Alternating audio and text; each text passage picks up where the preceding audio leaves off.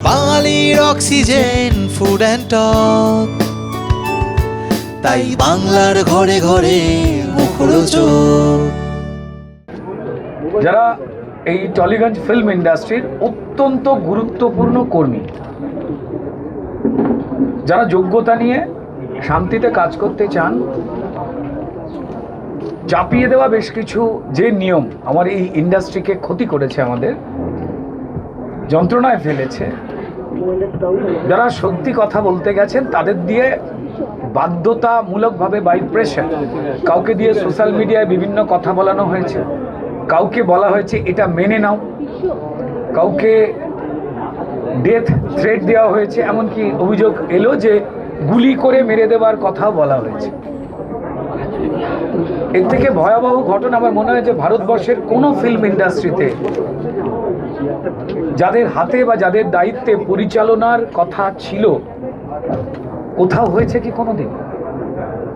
আমার মনে হয় যে সমগ্র পশ্চিমবঙ্গ যেমন এই অন্ধকার থেকে মুক্তি পেতে চেয়েছে, ঠিক তেমনই আজ এখানে যারা এসেছিলেন, যারা জানাতে চেয়েছেন,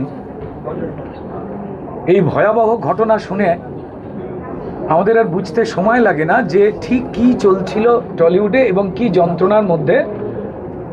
সেটা আমাদের টেকনিশিয়ানস ভাইরা বোনেরা হোক, দিদিরা হোক, শিল্পীরা হোক, প্রযোজক, পরিচালক, বাকি সবাই তারা কোন যন্ত্রণায় ছিলেন, যে চাপিয়ে দেওয়া ইচ্ছা সেটা না মেনে নিলে যার সঙ্গে ভালো ফিল্ম হওয়ার কোনো যোগাযোগ নেই, গুলি করে অবধি মেরে দেওয়া হবে। এ ভয়াবহ। ইমিডিয়েটলি লিগ্যাল অ্যাকশন তো হওয়া উচিত এবং কড়াভাবে যারা যারা জড়িয়ে আইন মেনে এফআইআর হওয়া উচিত এবং আইন যে কথা বলে সেই অনুযায়ী শাস্তি হওয়া উচিত। আমরা এখানে অজস্র মানুষের চোখের জল দেখেছি যে কিভাবে তাদের দমন পীড়ন করা হয়েছে, নারী পুরুষ নির্বিশেষে শুনলাম। এইভাবে যে টলিউড চলছিল তা ভয়ঙ্কর।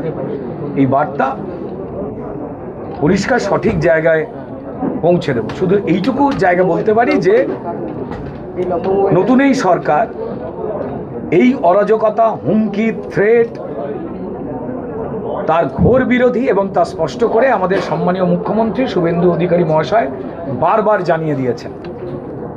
দুর্ভাগ্যজনক। একজন বলে ভালো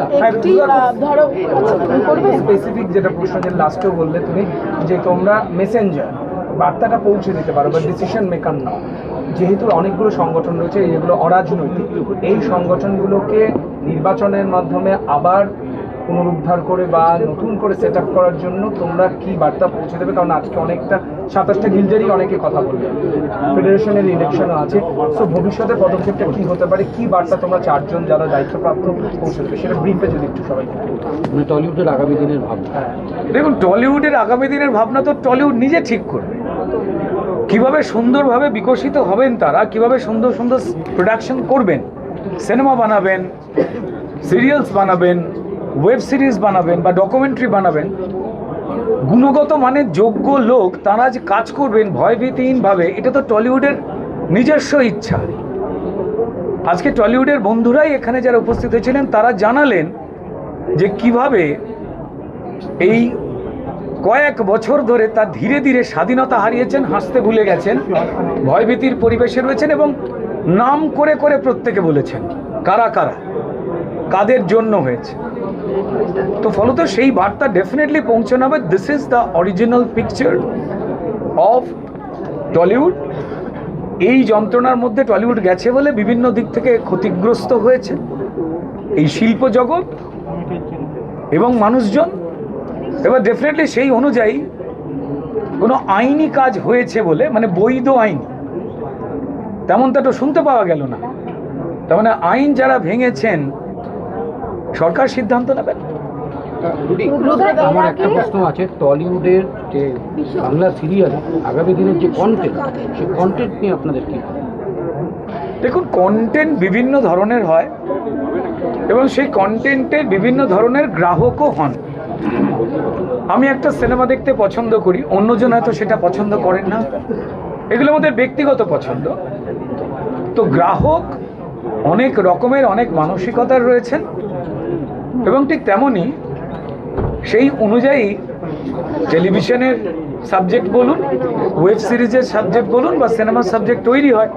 গল্প বইয়ের ক্ষেত্রেও তাই। বইমেলাতে গেলেও আমরা যেমন দেখতে পাই, ফিল্ম ফেস্টিভ্যালে গেলেও যেমন আমরা দেখতে পাই যে সম্ভার অনেক, যার যেটা পছন্দ তিনি সেটা গ্রহণ করবেন। এটা তো আমাদের অপশনের আমার একটা প্রশ্ন রয়েছে, সেটা হচ্ছে পরমদা একটু আগে বললো কোথাও গিয়ে সরকারের একটা কোনোভাবে একটা দরকার যে তারা যেন মধ্যস্থতার জায়গায় থাকে, তারা রুল করবে না বা কন্ট্রোল করবে না, দেখবে পুরো পর্যবেক্ষণ করবে যে কি হচ্ছে না হচ্ছে, মানে একজন কেউ আমব্রেলা একটা থাকা উচিত। না, আমি যেটা মিন করেছি এটা একটু ক্লিয়ার করি, সেটা হচ্ছে আমার বক্তব্য হচ্ছে যে এই যে একটু আগে রুদ্র বললো যে কিছু ক্ষেত্রে ক্লিয়ারলি বোঝা যাচ্ছে যে অনেক কিছু বৈধভাবে করা হয়নি। তো বৈধতার একটা বড় পরিধি থাকে, সেই বৈধতাটা আইনগত বৈধতা হয়, আবার ব্যক্তিগত সম্মান, ব্যক্তিগত ডিগনিটি, ব্যক্তিগত রাইট, ব্যক্তিগত স্বাধীনতা, ব্যক্তিগত অধিকারের একটা পরিধি হয়। সেইগুলো যখন ভঙ্গ হয় তখন তো কোথাও একটা প্রশাসনের ভূমিকা চলেই যায়। এবং যে কোনো ওয়ার্ক সেক্টরে, যে কোনো কর্মক্ষেত্রে কিন্তু প্রত্যেকটা দেশ বলুন, রাজ্য বলুন, সেই তার যে প্রশাসন থাকে তাদের একটা এসওপি তৈরি করে দেওয়ার অধিকার থাকে বা ক্ষমতা থাকে, বা তাদের একটা এখতিয়ার থাকে। আমি সেই এখতিয়ারটা যে কোনো সেক্টরেই সরকার বা প্রশাসন কাজ করে। সেটাই বলছি যে এই যে এতগুলো অভিযোগ জড়ো করা হলো, সেক্ষেত্রে কত তাড়াতাড়ি সম্ভব যে এটাকে কোনোভাবে সমাধান বা কোন দিকে যেতে পারে, এটা কারণ এটা তো অনেক দিনের অভিযোগ জমা পড়েছে। দেখুন, কত তাড়াতাড়ি বলে যে বিষয়টা হচ্ছে সেটা কেমন হচ্ছে, আমাদের পশ্চিমবঙ্গের ঠিক এই মুহূর্তে মাথায় 8.5 লক্ষ কোটি টাকার দেনা চাপিয়ে চলে যাওয়া হয়েছে। কোনো রকম নিয়ম নীতির ধার না ধরে, আমাদের নিয়ম কানুন না মেনে মানুষের জীবন যাপন, তার নাগরিক অধিকার কি, শিল্প জগতের স্বাধীনতা কি, ব্যবসা জগতের স্বাধীনতা কি, সেগুলোকে খুব একটা তোয়াক্কা না করে, যে কারণেই এই পাহাড় প্রমাণ দেনা, এবং তাতে কোনোটি বাচ্চা জন্মালে সে জানতেই পারে না সে জন্মাচ্ছে এই বাংলায় 80,000 টাকার মতো প্রায় দেনা নিয়ে। এবার যা গেছে তা অতীত, কিন্তু বর্তমানে এক্ষুনি এই যেমন ওই দেনাটির জায়গায় এক্ষুনি আমরা পশ্চিমবঙ্গকে সেই টাকাটা আমরা যে কোনো প্রফেশন থেকে, যে কোনো কলকারখানা থেকে কি এক্ষুনি আমরা সেটা অভাব পূরণ করে দিতে পারি? মানে আমরা তো কেউ ঈশ্বর নই, তাই না? ঠিক তেমনই এখানে যা যা অরাজকতা ধীরে ধীরে তৈরি হয়ে যা স্পষ্ট হয়ে উঠে এলো কীভাবে হয়েছে, যারা জানালেন তারা এই ইন্ডাস্ট্রিরই মানুষ, এবং নতুন সরকার স্পষ্টতেই পরিষ্কার বার্তা দিয়ে দিয়েছে যে এই অরাজকতার যে পরিবেশ, এই যে স্বৈরাচারের পরিবেশ, যেখানে গুলি করে অবধি মেরে দেওয়া হবে টলিউড ইন্ডাস্ট্রিতে যারা পরিচালনা করতেন তাদের ইচ্ছার সঙ্গে হ্যাঁ হ্যাঁ না মেলানে, পরিচালক হোক, অভিনেতা হোক, প্রযোজক হন, টেকনিশিয়ানস ভাই হন, তাদের মারধর করার কথা আপনারা শুনতে পেলেন। ব্যান করে দেওয়ার কালচার, তার কাজ বন্ধ করে দাও, এই সমস্ত কিছুগুলো আউট।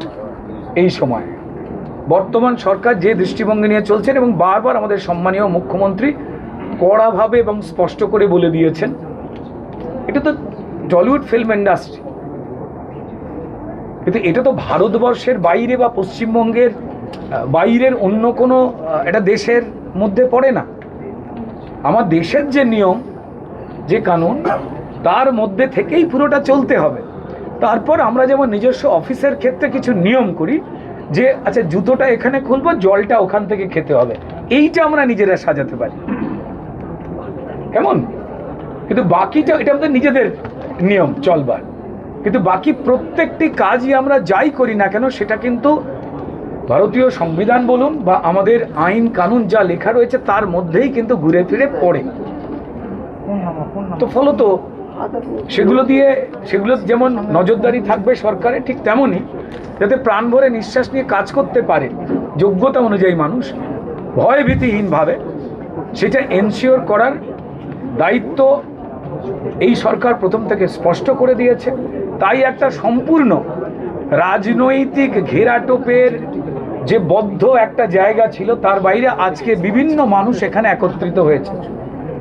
সৃজিত মুখার্জি যখন বক্তব্য রাখলেন সেটা শোনা গেল, বাকি অশোক ধানুকাজি যখন বক্তব্য রেখেছেন সেটাও শোনা গেছে, বা একজন নতুন প্রযোজক, নতুন পরিচালক তারাও যখন বক্তব্য রেখেছেন সেটা শোনা গেল, বা বাকি অভিজ্ঞ বা নতুন আমাদের টেকনিশিয়ান ভাইদের মধ্যেও তাই। তারা প্রাণ ভরে নিঃশ্বাস নিতে চাইছেন, বাঁচতে চাইছেন এবং বলতে পারছেন বলে সবাই জানাচ্ছেন যে এই প্রথম বলতে পারলাম। তারা নাম নিয়ে নিয়ে বলছেন যে স্বরূপ বিশ্বাস কি করেছে যন্ত্রণা, তারা বলছেন আমরা তো জানতে এসেছি। এবার তারা যেটা জানিয়েছেন সেই রিপোর্ট আমরা জমা দেবো, এইটুকুই তো খুব স্বাভাবিক নিয়ম। রুদ্রদা, বহু বছর ধরে গিল্ডের কার্ড করার ক্ষেত্রে অনেক ইয়াং যারা জেনারেশনকে আমরা শুনেছি প্রচুর টাকা দিয়ে করাতে হতো, অনেকে কার্ড পেতেন না বলে কাজ করতে পারেনি, কিন্তু তারা যথেষ্ট দক্ষ। তাদের নিয়ে কি কিছু ভাবছো? কারণ এর 100% যখন এই পরিবেশটা অফ হয়ে গেছে এবং প্রত্যেকটা মানুষ যারা টলিগঞ্জ ফিল্ম ইন্ডাস্ট্রিতে কাজ করা, বিভিন্ন ধরনের কাজ করা মানুষ, তারা যে যে বক্তব্য রেখেছেন সেই বক্তব্যের কিন্তু আগে পরে এই কথাটা জড়িয়েই ছিল যে এই গিল্ড কার্ড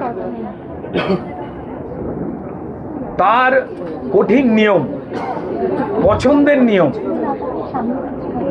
পছন্দের লোক হলে তবে কাজ পাবে, তবে কার্ড পাবে, না হলে সে ঘুরেই যাবে। এগুলোও তো পরিষ্কার একটা পদ্ধতিগতভাবে তৈরি করা হয়েছে বলেই এখানে যে মানুষজনেরা এসেছেন, এত গুণী টেকনিশিয়ানস বা বাকি যারা এসেছেন তাদের মুখ থেকেই তো স্পষ্ট করে আপনারাও জানতে পারলেন। ওই অন্যায়টা তো হবে না, আর চলতে দেওয়া যাবে না, সেটা ইতিহাস হয়ে গেছে। বরং আর কি করলে আমরা বেটার জায়গায় যেতে পারি সেই সাজেশন আমাদের টেকনিশিয়ানসরা, আমাদের ডিরেক্টররা, আমাদের প্রযোজকেরা এবং বাকি যারা যারা জড়িয়ে রয়েছেন তারা দেবেন, এবং সেটাই আহরণ করা কাজ এবং সেই বার্তা পৌঁছে দেওয়া হবে। এবং সরকার পরিষ্কার বদ্ধপরিকর যে কোনো রকম হুলিগানিজম, স্বৈরাচার চাপিয়ে দেওয়া বা ঠিক যে যে ঘটনাগুলো আগে ঘটতো বলে টেকনিশিয়ানসরা জানালেন, নাম নিয়ে নিয়ে জানালেন, সেগুলো বন্ধ। এবং টাকা নেওয়া হচ্ছে, অনেক টাকা নিয়ে কার্ডও পাই। প্রচুর টাকা দিতে হতো।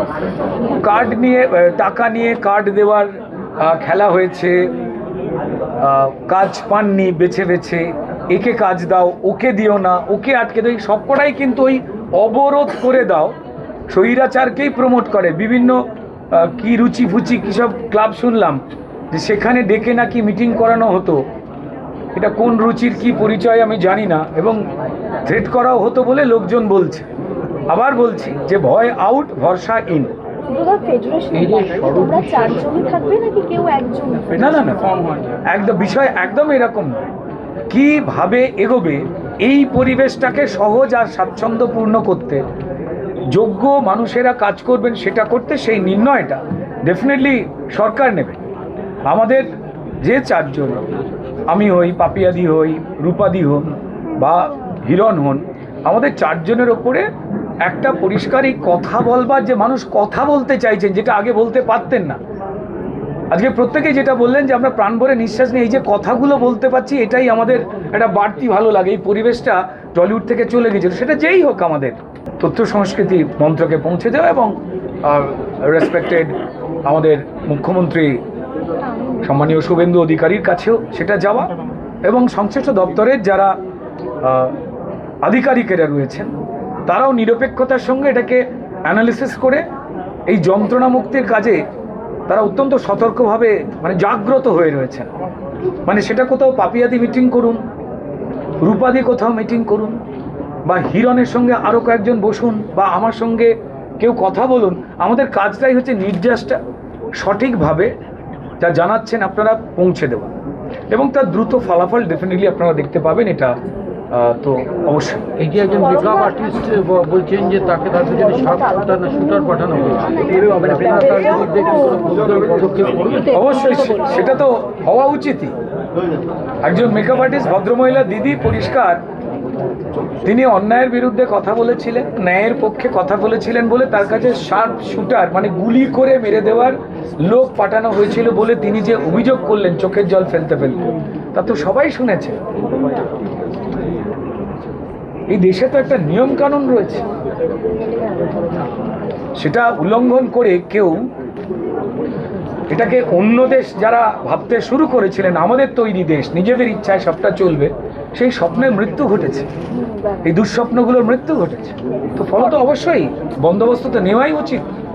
সাংঘাতিক ঘটনা, নাহলে এই প্রবণতা তো তাদের যারা এখনো পর্যন্ত কিছু লোক ঘুরে বেড়াচ্ছেন তাদের মধ্যেও তো থাকবে। জানি না তারা পিস্তল টিস্তল নিয়ে ঘুরছেন কিনা, কারণ এটাই তাদের স্বভাব বলে জানতে পারছি। সবাইকে বললাম, সবাইকে বোঝাবার চেষ্টা করলাম, সেটা হচ্ছে যে যারা আজকে এখানে যে কলাকুশলীর বন্ধুরা আমাদের এসেছিলেন তাদেরকে আমরা যে লড়াইটা লড়েছিলাম 2025 জুড়ে সেটা সম্বন্ধে একটা সম্পূর্ণ ভুল বার্তা দেওয়া হয়েছে। সেই বার্তাটা তারা যেন যেভাবে তখন পেয়েছিলেন, তারা অনেকেই জানতেন সত্যিটা, কিন্তু সেই সত্যিটা তাদের আরও ভালো করে জানানোর জন্যই আজকে আমি যেটুকু বলার বললাম, এবং আগামীতে প্রয়োজনে আরও বিশদে নিশ্চয়ই আমি বলব। এবং শুধু আমি তো নই, মানে বিভিন্ন স্টেজে বিভিন্ন পর্যায়ে বিভিন্ন লোককে দিয়ে এটা করানো হয়েছে। অফকোর্স আমি বারবার যে কলাকুশলীদের সঙ্গে আমি কাজ করেছি এতগুলো বছর ধরে তাদের সঙ্গে সরাসরি বসে আমরা কয়েকজন কথা বলতে চেয়েছিলাম, সেইটা বলতে চেয়েছিলাম, কিছু জিনিস নিয়ে আলোচনা করতে চেয়েছিলাম বলে আমাদেরকে বয়কট করা হয়েছিল, যে ব্যাপারটা আদালত অবধি করায়, এবং সেটা করার ফলে আরও কমপ্লিটলি বয়কট করে দেওয়া হয়। এবং তারপর একটা পয়েন্টের পর আমার ওপর যারা নির্ভরশীল, সেটা আমার কোম্পানির লোক হোক বা আমার পরিবারের লোক হোক, তাদের মুখের দিকে তাকিয়ে তাদের অসহায়তার দিকে তাকিয়ে আমি অসহায় হয়ে পড়ি। এবং তখন আমাকেও একটা পয়েন্টে, এটা বিশদে বলবো না এখন, বাট অন্য ইন্টারভিউতে অন্য সাক্ষাৎকারে নিশ্চয়ই শোনা যাবে, তখন আমাকেও সেটা সেই জায়গায় পৌঁছতে হয়, সেই সমঝোতার জায়গায় পৌঁছতে হয়। কিন্তু সেই সময়টা বা সেই যে 26 বছর কাজ করার পর একটা ইন্ডাস্ট্রিতে সেই অভিজ্ঞতা তো খুব সুখকর হতে পারে না। তো সেই অসুখকর অভিজ্ঞতাটার কথাটা আমি আমার কলাকুশলী বন্ধুদের সঙ্গে, এবং যারা এসেছিলেন তারা অনেকেই জানে, যারা জানতেন না তাদের সঙ্গে শেয়ার করলাম। করোনা, তুমি বিগত সরকারের সমর্থনে খুব ভালোভাবে প্রচারে ছিলে, এবং সেটা কি পুরোপুরি জোরের ক্ষেত্রে, মানে তোমার সন্তান, তোমার পুরো পরিবারকে বাঁচানো না, এখানে আমি প্রথমত বলি যে আমি রুদ্র যে নতুন যে দল সরকার গঠন করেছে সেই দলের যে রাজনৈতিক মতাদর্শ, সেই মতাদর্শের সঙ্গে আমি একমত নই। এটা আমি বহুবার বলেছি, কখনোই আমি সেটা লুকোইনি। বাট তার মানে তো এই নয় যে বিগত সরকার বিভিন্ন ক্ষেত্রে যে জিনিসগুলি করে গেছেন, যেরকম আমি যদি সিনেমার ক্ষেত্র দিয়ে শুরু করি, আমরা তো দেখতে পাচ্ছি, আমি তো নিজের তার সাক্ষী। আমি তো সেই যে অনাচার, সেই যে অন্যায়, সেটার আমি নিজে সাক্ষী, বা আমার মতো আরও অনেক মানুষ সাক্ষী। তারা সকলে কি এই যে দল সরকার বললেন তাদের সমর্থক তা বলে হয়ে গেলেন? তা তো নয়। এমনকি এমন লোক এই অনাচারের অত্যাচারের সাক্ষী শিকার হয়েছেন যারা ভীষণভাবে গত সরকারের ঘনিষ্ঠ, আমার থেকে অনেক বেশি ঘনিষ্ঠ ছিলেন। আমার ইনফ্যাক্ট যে সময় আমরা লড়াইটা শুরু করি, আমার কোনো সেই সময় ঘনিষ্ঠতা ছিলই না অ্যাকচুয়ালি দেখতে গেলে। তো এটা না, মানে এইভাবে হতো না। এটা দলমত নির্বিশেষে একেবারে কমপ্লিটলি একদম একটা স্বেচ্ছাচারিতা চলতো গোটা জায়গাটাতে। সেই স্বেচ্ছাচারিতাটা মাঝে মাঝে ইনফ্যাক্ট রাজনৈতিক নেতৃত্বকেও ছাপিয়ে যেত। তো ওই জন্যেই আমাদের দরকার। কিন্তু হ্যাঁ, জোরের জায়গাটা রাজনীতি ছিল, সে ব্যাপারে কোনো সন্দেহ নেই। তো সেই জন্যেই আমি বারবার যেটার ওপর স্ট্রেস দেওয়ার চেষ্টা করছি, সেটা হচ্ছে এখন সিনেমা ইন্ডাস্ট্রিটা তাদের হাতে থাকুক, সিনেমাটা যাদের রুজিরুটি, তিনি যদি রাজনীতি করেন বা তার যদি রাজনৈতিক রং থাকে, বা তাদের আলাদা আলাদা রাজনৈতিক রং থাকতে পারে, বা তাদের প্রাথমিক পরিচয়টা হওয়া দরকার তারা সিনেমা কর্মী, তারা সিনেমা শিল্পী, তারা সিনেমা শিল্পের সঙ্গে যুক্ত। এইটা খুব ইম্পর্টেন্ট। না হলে এই জগৎটাকে হ্যান্ডেল করা তাদের পক্ষে বা বোঝা তাদের পক্ষে সম্ভব না। সেক্ষেত্রে আবার সেই স্বৈরাচারের জায়গায় ব্যাপারটা যাবে। সেই জন্যেই আমার আজকে ভীষণভাবে এই পয়েন্টটা বারবার করে আমি মেনশন করার চেষ্টা করছি। তার মানে পরম এই বিষয়টা ক্লিয়ার যে তাদের পরিচয় হওয়া উচিত যে শিল্পী, রং, দল, মত নির্বিশেষে। ভিন্ন মত থাকতেই পারে, তোমার, দেবদূতদা এবং অনেকে। ইনফ্যাক্ট সেটা আমরা বললাম, যেটা সৃজিত রায়ও বললেন, আমিও বললাম, আমি আগেও বলেছি, অন্য সাক্ষাৎকারেও বলেছি, যে বিরুদ্ধ মতের জায়গা দিতে হবে। সেটা রাজনৈতিক পরিসরেও দেওয়াটা প্রয়োজন। অ্যাট দ্য সেম টাইম এই যে ফেডারেশন বা ইত্যাদি সংগঠনগুলোর আভ্যন্তরীণ যে নিয়ম কানুন, কিভাবে কাজ করবে, যে কর্মপদ্ধতি, সেই ব্যাপারেও মতানৈক্য হতে পারে। সেই বিরুদ্ধ মতের জায়গাটা রাখতে হবে। কিন্তু যারা আলোচনা করবেন, যারা সিদ্ধান্ত নেবেন, ফাইনালি তারা যেন সকলে সিনেমা কর্মী হন, তাদের রাজনৈতিক পরিচয়ের ঊর্ধ্বে ওঠে। শিল্পী একটা কথা বলছে,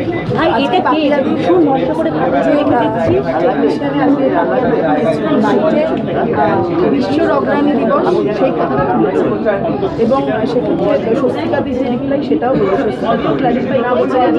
দিলীপ ঘোষের আমরা সকলেই জানি, উনি এটা নিয়ে কী বলবেন, মানে এটা এটা এই জিনিসটা এখনো চলা এখনো এটা নিয়ে আমরা আজকে এই ফেডারেশন নিয়ে আলোচনাতে হঠাৎ করে এটা নিয়ে আমরা আলোচনা করছি কেন?